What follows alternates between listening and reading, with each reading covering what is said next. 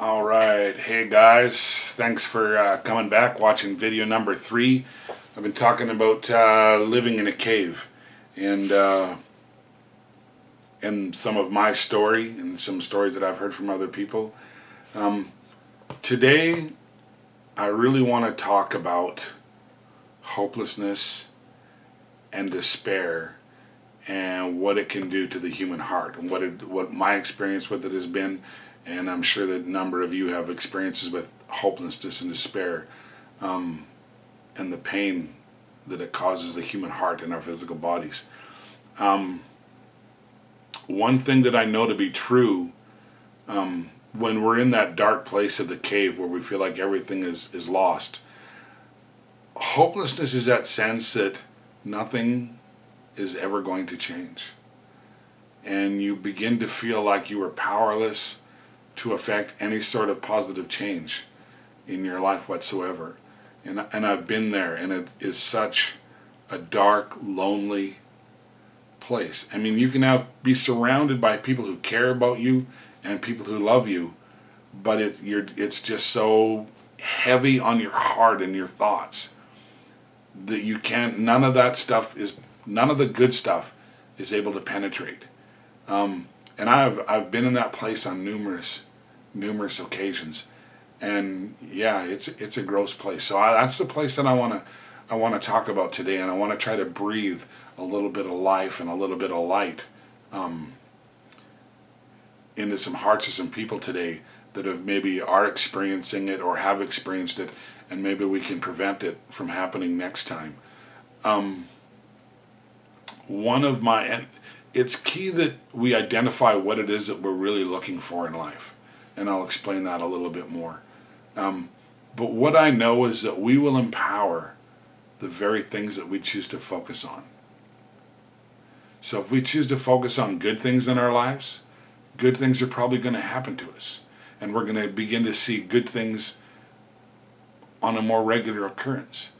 But if our mindset is seeing what's wrong and what's broken and what's not right, we're going to empower that in our lives, and we're going to miss out on all of those good things that are happening around us because we're locked in a loop of thinking that only identifies the negative. And this is something that I struggle with on a pretty regular basis, but I'm getting better at it the more I practice controlling my thoughts and not allowing them to run wild like they did when I was younger. But I'm just going to share a little bit of my story now. Is when I was younger, I was raised in a step home with siblings. My biological mom was there. It was my stepdad and his 2 natural children, and then another sister from. It's a long story, but from the time that I was a little kid, I knew there was something different about me, that I didn't quite fit into that family. And so out of that, I adopted a belief system that said that I wasn't good enough, that I didn't deserve a dad because he left me for whatever reason. I'm not angry or mad at him. It happened. He was a young man, and just stuff happens. I understand that. I'm talking about my experience here with it, was that I believed that I was not worthy of family, that I was not worthy to be loved, and that I was not lovable. And some of that was reinforced by the language and the stuff that went on in our house. Maybe I'll get into that in a little more detail on another video, but some of you are going to know what I'm talking about when I just say the stuff that happened in the house. And so I adopted this belief system that I was not good enough and that I did not deserve family. Now the true side of that is that the longing in my heart's desire was to be connected with a mom and a dad, to be connected with brothers and sisters. That is the very thing that my heart longed for, that I desired more than anything else, was to be connected and belong to a family.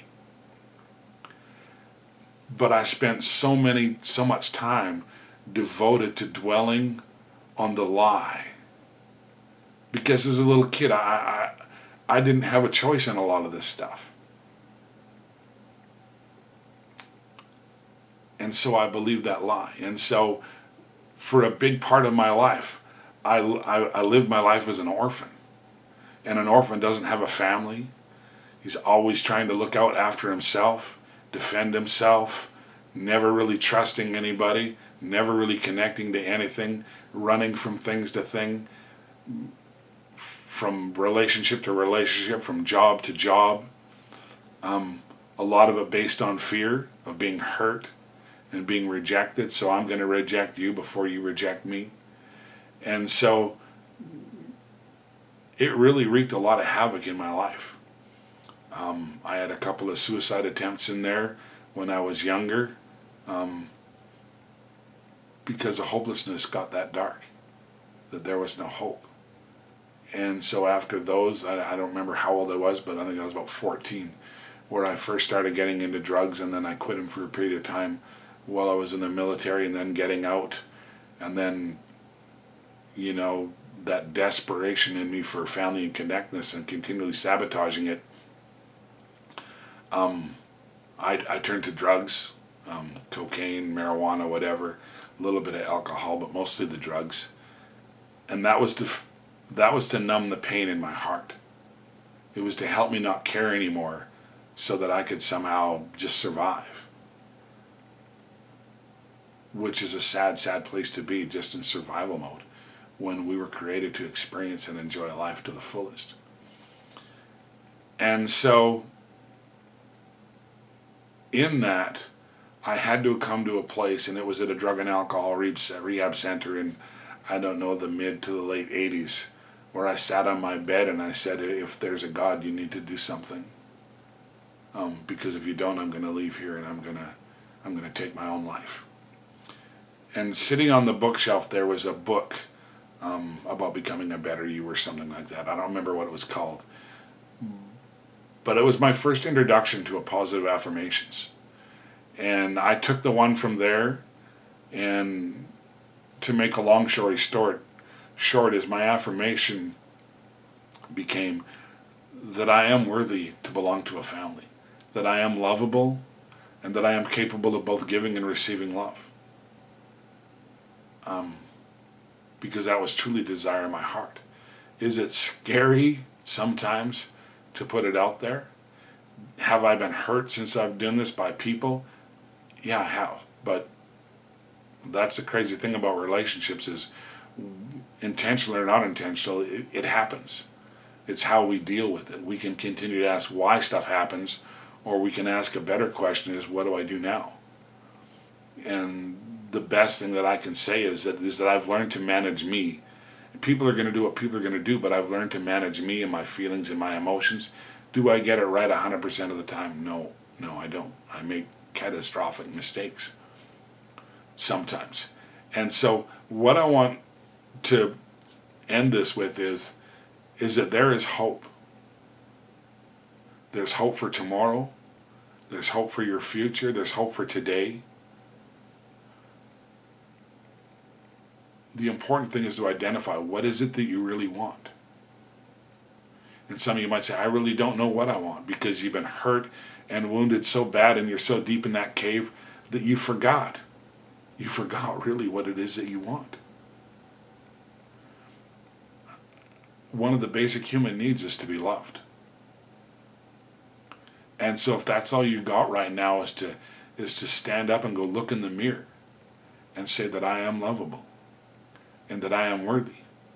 Start there, and the rest will come. But we got to start someplace. And being how love is a basic need that we all have. Why don't we start with it? Why don't we start right there? Because you are. I mean, I say that way over myself too, that I am lovable and that I'm worthy. I can be a jerk sometimes, and I can act pretty unlovable sometimes. In fact, in the past, because I believed that I was unlovable, if you said that you loved me, I could prove to you that I was unlovable. And I would push you to the point where you would finally give up and say, I've had enough. And then I could say, I told you you did not love me. But the whole time that's going on, inside my heart is going, why are you doing this? You are running from the very thing that your heart desires. because I was afraid of the very thing that my heart had desired, which is really messed up. And so I want to encourage you, grab hold of some truth that you know to be true, or identifying the lie, and then identify the truth behind that lie. I've gone a little bit over my time. I'm probably going to do another one fairly soon. I might even do one right after this. But I want to encourage you. I mean, it breaks my heart hearing about young people taking their lives, and then sometimes when I hear that they took their life because they got a frickin' D on their report card. I just can't understand that. And I understand there's mental illness sometimes why people take their own lives, and I'm not devaluing that at all. But I'm just saying that let's start to bring some hope. Let's start to breathe hope and believe for good things. We are surrounded by so much garbage on the television and the news by what's wrong in our world, what's wrong all around us. They're getting us to believe the garbage. When there is a lot of good going around us each day, we just need to look for it and then think on that stuff. There's a proverb out that says, as a man thinks and believes in his heart, so is he. And when I spent that time thinking about all the bad stuff, I became that man that was all that bad stuff. And that left me in a cave of hopelessness and despair. Well, I don't want to live there anymore, and it's a little freaky doing this video because it's a little bit sensitive, and some of my friends might be watching this going, I didn't know that about you. Surprise! I'm a train wreck. Well, I was a train wreck, and I'm getting back on the track. So anyway, I really hope this encourages some of you. I'm going to do another one as quick as I can. Hopefully this one turns out well. And if nothing else, from the one thing that I've chosen to be a champion of is I want to believe in people. I want to believe in people's future and in people's potential, no matter where they come from or what they've done. So it's going to be hard to believe, but I say trust me, but believe me when I say that there's good stuff locked up inside of you. I believe it and I know it. And it's time to let it shine. All right, that was a little heavy. Talk to you next time. Have a great weekend. Yeah, turn it.